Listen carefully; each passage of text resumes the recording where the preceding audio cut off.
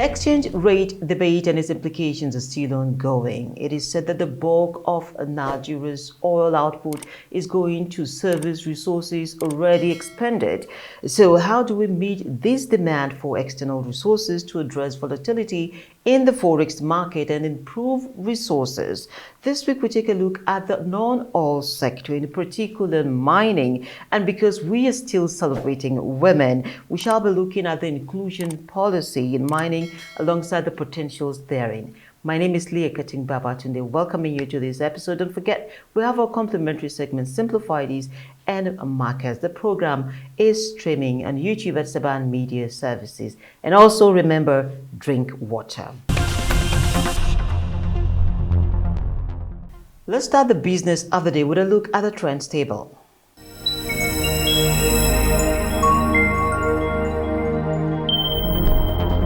Director General of the National Pension Commission, PENCOM, Mrs. Aisha Dahir Umar, has described as totally misleading widespread reports that the Commission gave a 10 trillion naira loan to the federal government. Dahir Umar, who spoke in Abuja, said apart from the fact that PENCOM is not a bank and does not warehouse or manage pension funds, she said investments by pension funds administrators (PFAs) in the securities of the Federal Government of Nigeria (FGN) are not loans as erroneously portrayed by investment in securities through bonds and treasury bills as approved by the relevant government agencies, in this case the Debt Management Office (DMO) and Securities and Exchange Commission (SEC). On claims that PENCOM was owing federal government retirees arrears of pensions, she said the delayed payment of retirement benefits to some federal government retirees and deceased employees. She said it was due to inadequate and delayed funding for the payment of accrued pension rights for those who were in service before Contributory Pension Scheme (CPS) was introduced when PENCOM was established in 2004. The Revenue Mobilization Allocation and Fiscal Commission (RMAFC) say the problem of cost of governance was responsible for the reduction in the provision of infrastructure and social services and the consequent fall in the investment, high level of unemployment and rising insecurity in the country. The Commission added that no society can make meaningful progress unless it develops a competent and cost-effective management system capable of maximizing the nation's resources to the benefit of all. Mohammed Bello Shehu, chairman of the Commission, in a statement expressed optimism that the wholesale adoption of the Rosanya report by the President Tinubu's administration was laudable as it was capable of drastically reducing the cost of governance that would conserve funds for infrastructural development, which would impact positively on the lives of the citizens. The RMAFC boss also noted that the cost of governance over the years has been very high and alarming and therefore unsustainable as recurrent expenditure continues to significantly exceed capital expenditure, thus negatively impacting on investment, industrial expansion, infrastructural development, and growth of the real sectors of the economy. The World Trade Organization (WTO) has provided Nigeria with a $1.2 million facility to build capacities of Nigerian farmers to produce agricultural products that meet global standards. Director General of the World Trade Organization, Dr. Ngozi Okonjo-Iweala, while speaking in Abuja at the launch of the WTO ITC 2024 Technical Assistance Program for Nigeria, explained that although Nigeria has huge potential in the production and export of cowpea and sesame, rejection of both products remains a huge challenge owing to poor transportation and storage of the agricultural products to other parts of the world. Nigeria is the third largest producer of sesame in Africa, with approximately 500 metric tons produced in 2022 and over 5.2 million metric tons of dried cowpea produced annually. The Standards Trade Development Facility is a global initiative that aims to strengthen food safety and animal and plant health capacity in developing countries by encouraging the use of best practices. While expressing sadness over the mass abduction of students and teachers in the country, she called on the federal government to ensure their release. The House of Representatives has called on the Central Bank of Nigeria (CBN) to direct banks to work on their systems to curtail failed transactions, as well as immediately reverse failed transactions without the customer's prompting. The members also requested reversal of customers' funds within the stipulated periods whether or not the customers lodge complaints. The resolution of the House was sequel to the adoption of a motion on the need to restrain commercial banks from holding funds reversed beyond the duration prescribed by the CBN, which was moved at plenary by Honorable Emmanuel Ukpong Udo. The African Export-Import Bank, Afreximbank, has announced a grant collaboration with the Grand Africa Initiative, GAIN, aimed at facilitating the training of 300 young African entrepreneurs that will focus on entrepreneurship and intra-African trade, set to commence in March 2024. Afreximbank in a statement disclosed that the masterclass on entrepreneurship and intra-African trade has been meticulously designed to equip young African entrepreneurs from various regions of the African continent with essential skills to foster the growth and expansion of their enterprises beyond their individual national borders. The opportunity is open to young Africans, entrepreneurs between ages of 20 to 45, women, and small and medium-sized enterprise. Do you know the implications mining has on your immediate environment and how to stay safe around mining sites? What do you know about the huge potential the mining sector has for Nigeria? Let's have that conversation, and a whole lot more of that will be answered. With 44 minerals spread across the country, the mining and quarrying sectors in the third quarter of 2023 accounted for overall GDP to the tune of 8.32%.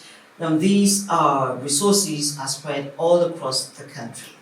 The conversation over making the value chain more viable has been on for quite a while, with the Minister for Solid Mineral Resources, I'm talking about Leah Katung, recently putting the figure at more than $700 billion US.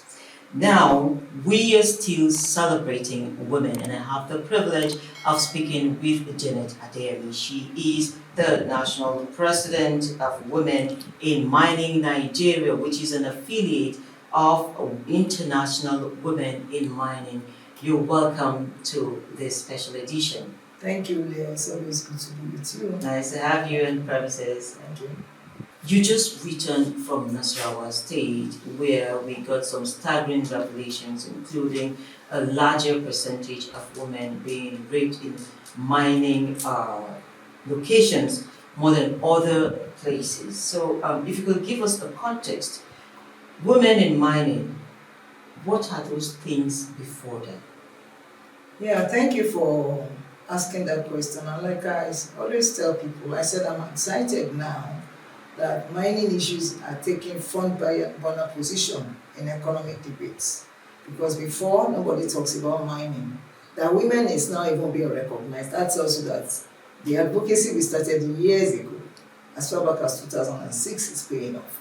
So I'm grateful to that every corner you get to now, people are talking about women in mining. I'll come into women in mining.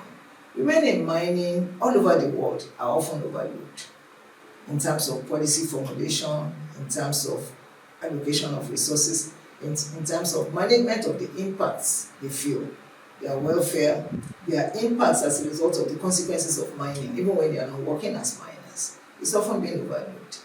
And for obvious reasons, because people see mining as being a macho sector. So it's been categorized as that, you have to be part of the men's club to be able to participate or benefit or take decisions or sit at the table. So women are completely excluded from the beginning. That's exploration, from exploration to exploitation to processing to value chain addition to marketing. We find out that women are obviously excluded, except people who hang around and maybe give supportive roles to their husband in the sector. So even I'll tell you that if you check our Akari's report of the 50s and early 60s, where Akari researched, understand, a PhD guy who researched into mining around Plateau State, where the wealth of Nigeria, take its roots from. That's around tin and uh, coal in Enugu, you find out that even the colonial masters intentionally omitted reports as regards gender contribution to mining.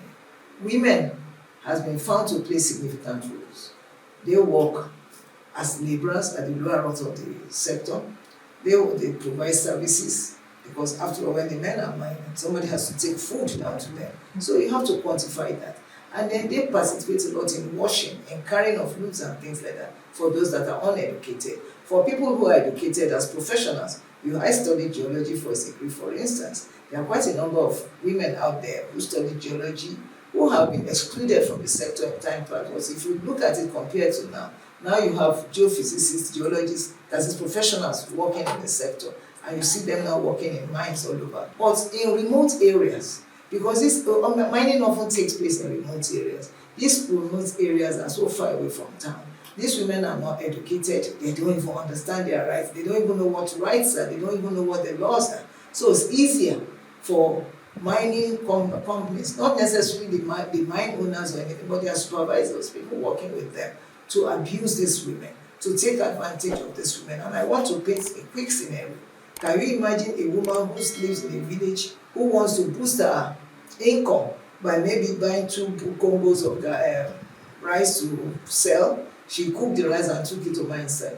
And the supervisor say, hey woman, you can't sell here until you do this. And what's the woman going to do? She has no choice than to bow to that pressure.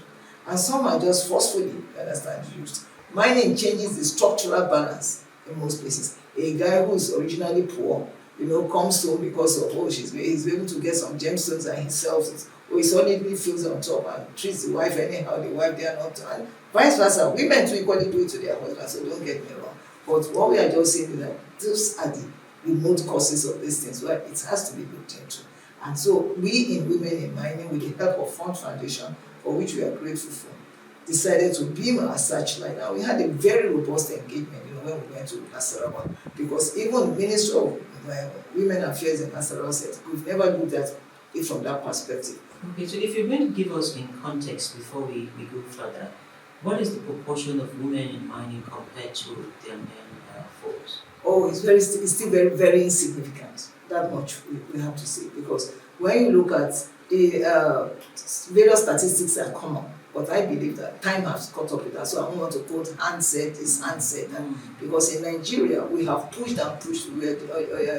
For several years, I went to Ministry of Women Affairs and SDG office to say, since SDG goal says none shall be left behind, let us have a sex disaggregated data to actually have figures. So these figures we don't have. But from what we see on sites, you find out that more women are laborers.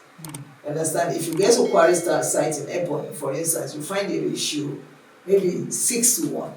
Because the women are the ones they can easily command. You have to fill this truck, you have to do this. But as a professional cadre, women are just coming up. So I can't put figures. But we are equally using this forum to call on to government, national planning, SDG office, Women Affairs. That is very, very important. They shouldn't even leave it to think that it's something to be done by the Ministry of Mines and Steel. No.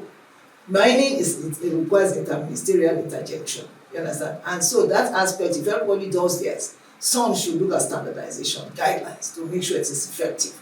Ministry of Women Affairs and SDG, I use this opportunity to call on Mrs. Oriyokwe, because I went there to make submissions to them in the office to tell them that if you say none should be left behind, that is a sector, economic sector, that is of value to Nigeria. We are thinking of bridging gap, decision-making gap, you understand, the wealth gap between both sexes. Then we have to know where we are and be able to track through effective monitoring and evaluation to say, oh, women are at this level this year. This is the percentage of people who are laborers. This is career people. These are women being impacted by policies. Then you keep on tracking and seeing their development. Go to other countries, you see those figures easily. But in Nigeria, we don't have the figure.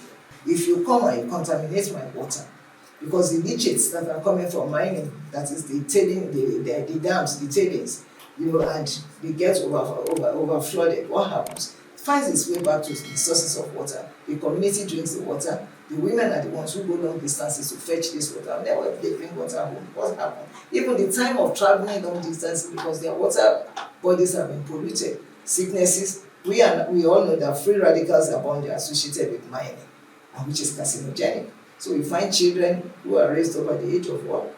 Or cancer carrier, have potentials to be cancer victims, kidney problems and also liver cirrhosis, and people say, well, this child never drank, this child never do this, but they've inhaled them from other sources. If you go to Jos environment, you still find that some of those mine ponds are yet to be reclaimed after years, 1950. The diamonds, the stones have even been worn out by the users, but the damage is still tailing us. What's the implication of that? So let me put you in. The implication is that you have a distorted environment, and then you have high risk to people who are living there, because animals fall into the ponds. Children at times, you understand, on assuming see a water body, they dive in to go and swim. There's no way you swim and not inhale some things, penetrate through your skin and everything. You and I know that we use a lot of mercury, we use a lot of cyanide in the amalgamation process. When these things find their way into the river bodies, we take the fish, we consume them. Track what is happening. We find that cancer rate is increasing. And so I believe that everybody, you understand, whether you are mining or you are not mining, and that's where global rights come to my mind, you understand, extractive, the women in extractives, you understand that everybody is doing one thing or the other to bring that sensitization to the minds of people, to let people know that when you leave mining unattended to, rather than blessing, it can become a curse. So the social relevance, the social importance, of the impacts created by mining should always be addressed, through policies and through discussions. I was going to ask you, though you have started speaking about it, what kinds of conversation are you having with policy makers, and over time have they yielded a resource? Ministry of Mines and Steel have always provided a listening ear. In fact, they support us, they give us a lot of support in terms of use of facilities, because you cannot blame them. I wonder what their budget is. Their budget is so small. By the time you look at the budget of Ministry of Mines and Steel, to cover 774 local governments, 36 states of the Federation plus FCT, come on, man, that money is so small. You can't do anything. And you want to do surveillance, you want to trace, you want to monitor, you want to fuel the vehicles, they don't go to those sites, all remote sites, because mining often takes place in remote places, to pay the overheads for these people, to go on their road shows, because again, that's a dynamic sector that keeps evolving. When mining started, nobody is talking of responsible sourcing and tracking. Nobody is looking at smart innovations and all those things that are coming up, you understand? Nobody is looking at mining in terms of climate change, the impacts on climate change. Nobody is looking at critical mineral resources or green energy. Nobody is looking at all those new things that are finding its way. And so if they don't go out, how will they get connected into it? When we come up with issues, they participate. Like the Nasarawa we went to, the minister made sure that the ASF department was fully represented. So they made presentation, they told us what they were doing, and then they gave us guidance, because one thing is for you to do something, one thing is for you to do it according to their law, according to the laws. So they're always there, to give a direction to whatever we are doing. So I give kudos to them for that. I will be interested to know the kinds of conversations you're having with policymakers, particularly in plugging into these recent issues that you've spoken about. How can Nigeria fit in? Thank you so much. Even before we went to Nasarawa State, because we've worked in quite a number of states, Ebonyi State, Taraba State, Plateau State, Ekiti State, Osun State, Kogi State. We've done quite a number of projects across the country.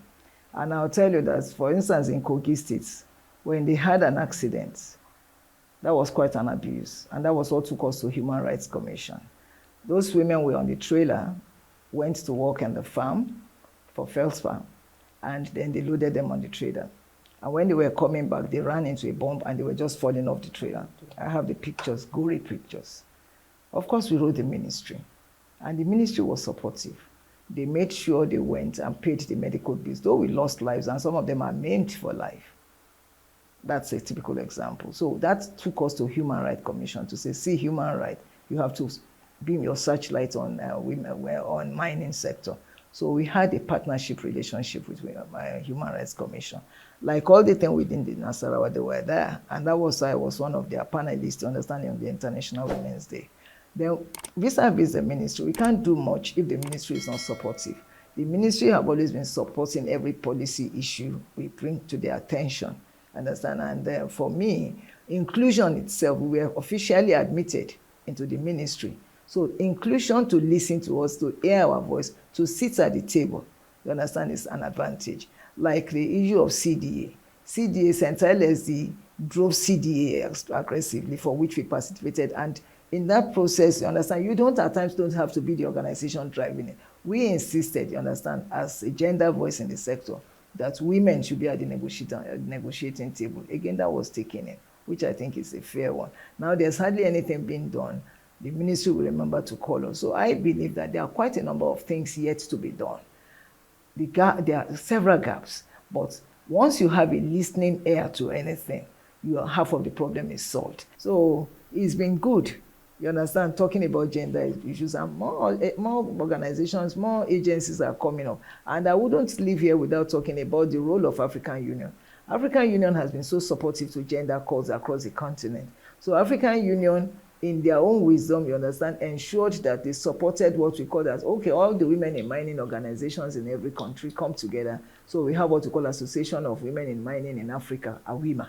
And then each region, we're equally mandated because it's a delegate representation. If not, you find out that the whole organization, you know the nature of women, everything will not be coordinated. Each region has its own body. In West Africa, for instance, you have the West African Women in Mining, where the president comes from Senegal currently, you understand? So we call this WIMOA. And WIMOA is being supported seriously by UMOA and ECOWAS. So you find out that ECOWAS promoted what we call the Geo-Extractive Bill.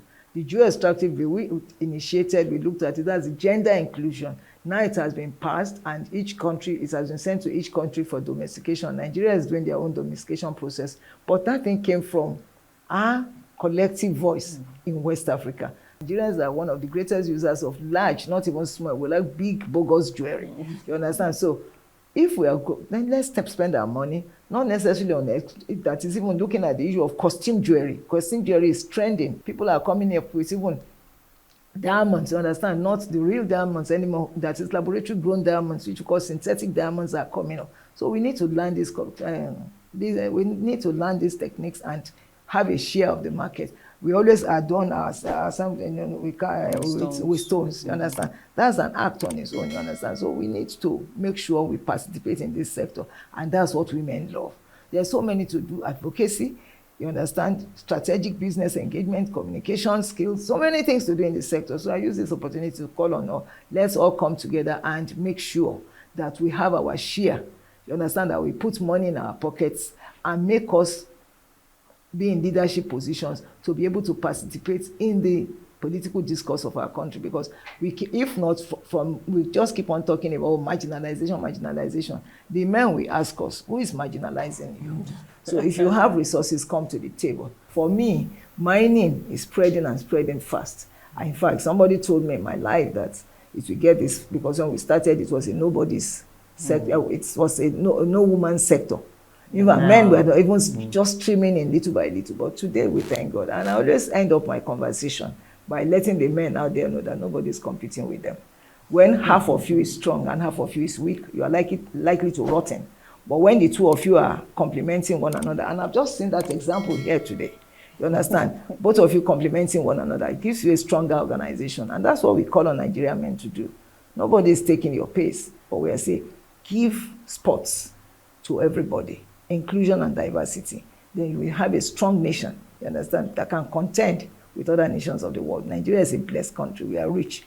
Climate, everything wise, we are fantastic. So if we harness our human resources capital and work together, Nigeria will be a great country. Thank you. Thank you so much, Auntie Janet. As everyone calls, thank you for coming on the program. Thank you so much. It is learning time, and I'm certain you've been hearing about CNG buses right from the time government announced a complete stoppage of payment of all subsidies. Let's simplify that for you, and from there we go to the markets.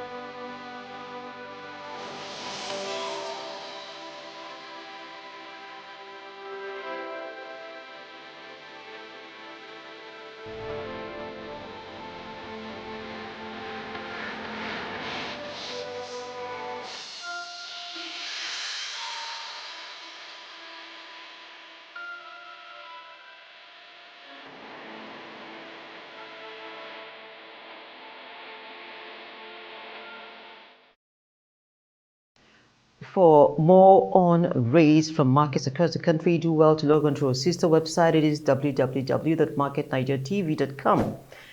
Saban Media Services has all the previous episodes of this program. Because we value your feedback, keep your comments, questions, and suggestions coming so that we can serve you better. We birth here and we return next week. Make sure you rehydrate. Ramadan Kareem to our Muslim brothers. The duty of building a formidable nation rests in the hands of all her citizens. Play your part as we build the project called Nigeria. God bless Nigeria. Have a beautiful week ahead. Be safe out there.